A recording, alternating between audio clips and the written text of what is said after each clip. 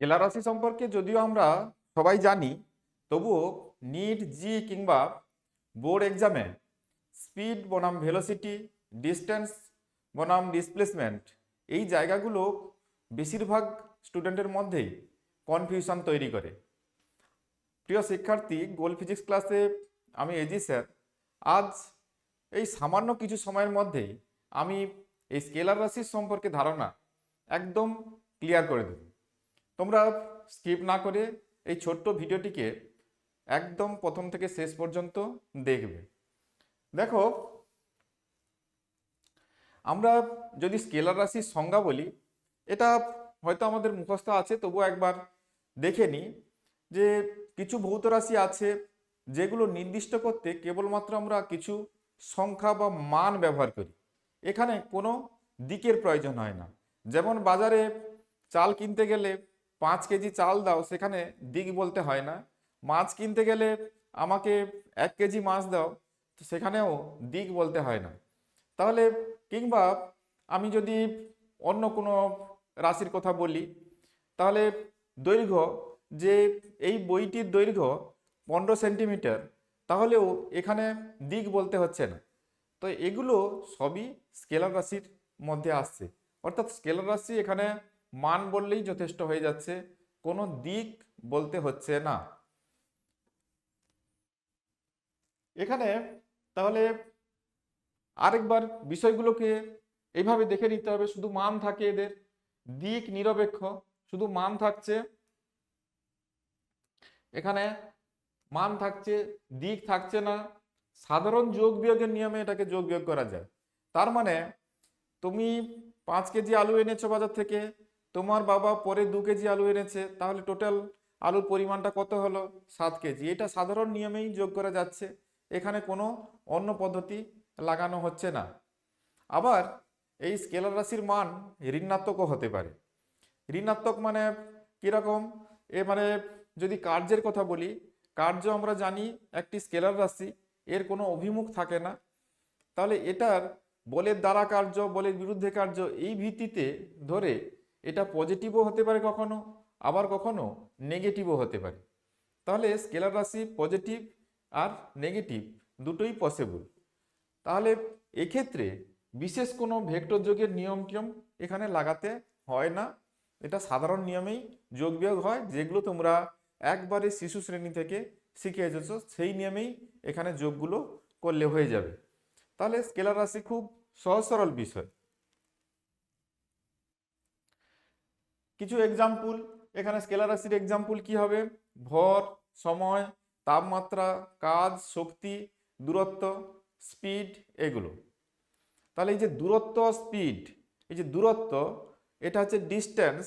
আর displacement বলে একটা বিষয় থাকে, সেটা নিয়ে কনফিউশন থাকে।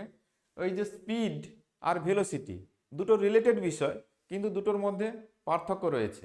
এই জন্য কনফিউশন বলে একটা জায়গা এখানে দিয়ে রেখেছি, যে স্পিড স্কেলার রাশি, কিন্তু ভেলোসিটি, স্পিড ভেলোসিটি আমরা সাধারণ ব্যবহারিক ক্ষেত্রে এগুলোকে অত গুরুত্ব দিই না। কিন্তু দুটো, একটা হচ্ছে স্কেলার রাশি আর এইটা হচ্ছে ভেক্টর রাশি। এগুলো এই যে কম্পিটিটিভ এক্সাম যেগুলো হয় নিট জির মতো, এখানে কিন্তু এগুলো মাইনরলি আমাদের অবজার্ভ করতে হবে, না হলে ভুল হয়ে যাবে এমসিকিউ সলিউশনের ক্ষেত্রে। তো এই জন্য এগুলো কনফিউশন যাতে না হয় সেদিকটা খেয়াল রাখতে হবে। স্কেলার রাশি হলে কেবল ভ্যালু থাকবে, আর ভেক্টর রাশি হলে ভ্যালুর সঙ্গে ওর ডিরেকশন এবং ভেক্টর রুলগুলো হোল্ড করছে কিনা সেটাও দেখতে হবে। আমি আসছি ওটার আলোচনাতে। তাহলে 2019-এ নিটের একটি কোশ্চেন দেখো, নিচের কোনটি স্কেলার রাশি? তো এইগুলো খুব সিম্পল কোশ্চেন। তাহলে আমাদের ধারণা যে নিট মানেই খুব বড় বড় কোশ্চেন, কঠিন কঠিন কিছু কোশ্চেন থাকবে, সেরকম বিষয়টা নয়। কিছু সহজ কোশ্চেন থাকে, তার মধ্যে এই যে দেখো একটি কোশ্চেন, নিচের কোনটি স্কেলার রাশি? তো বেগ, এটা তো ভেক্টর রাশি, বল ভেক্টর রাশি, তাহলে ভর একটি স্কেলার রাশি। আর স্থানান্তর মানে এখানে ডিসপ্লেসমেন্টের কথা বলা হয়েছে, ওটি কিন্তু ভেক্টর কোয়ান্টিটি, ওটি স্কেলার নয়।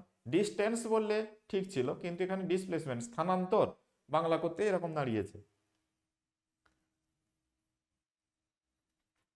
নেক্সট কোশ্চেন, এটাও নিটের প্রিভিয়াস ইয়ার কোশ্চেন। কোন জোড়াটি সম্পূর্ণ স্কেলার রাশি নিয়ে গঠিত? কোন জোড়টি এখানে? তাহলে কাজ আর বল, কাজ যদিও স্কেলার রাশি কিন্তু বল এখানে ভেক্টর রাশি।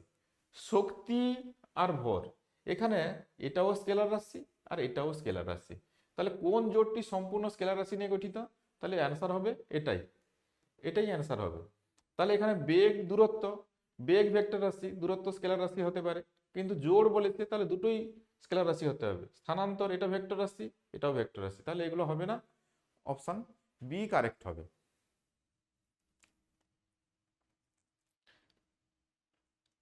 এখন এই কোশ্চেনটি দেখো, একটি বস্তু 5 মিটার দূরত্ব অতিক্রম করলে এটি কোন ধরনের রাশি? কোনো বস্তু 5 মিটার দূরত্ব অতিক্রম করলো, অপশন দিয়ে রেখেছি ভেক্টর রাশি, স্কেলার রাশি, উভয়, কোনোটি নয়। তোমরা কমেন্টে আমাকে উত্তরটি জানাবে, কমেন্টে জানাবে। তোমাদের জন্য এটা প্রশ্ন দেওয়া থাকলো। তাহলে আমরা পরীক্ষায় যাতে কনফিউজড না হই, কনফিউশন এড়ানোর জন্য সংক্ষেপে আমি বলে রাখলাম, ডিরেকশন থাকলে, ডিরেকশন যে শব্দটা, ডিরেকশন ইংরেজিতে ডিরেকশন, বাংলাতে আমরা দিক বলছি, শব্দ থাকলে সেটা ভেক্টর রাশি হবে, ভেক্টর হবে।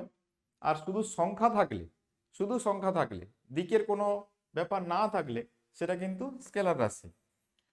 মনে রাখবে স্পিড আর ভেলোসিটি কিন্তু সেম নয়। স্পিড এটা হচ্ছে স্কেলার রাশি, ভেলোসিটি ভেক্টর রাশি। দুটো কোনো সরলরৈখিক গতির ক্ষেত্রে মানে বিশেষ ক্ষেত্রে এটা সেম হতে পারে, আদারওয়াইজ এটা সেম নয়। এই দুটো বিষয় সেম নয়, এগুলো নিয়ে আমরা ওই চ্যাপ্টারের মধ্যে বিশদ আলোচনা করব। এখানে আমি জাস্ট এগুলো স্মরণ করিয়ে রাখলাম। Thank you. যারা চ্যানেলে নতুন রয়েছে চ্যানেলটিকে সাবস্ক্রাইব করতে ভুলো না।